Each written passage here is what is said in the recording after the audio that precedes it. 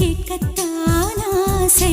பூவே எந்தன் கூந்தலில் உன்னை நான் பூக்குள் ஒளிந்திருக்கும் கனி கூட்டம் அதிசயம்.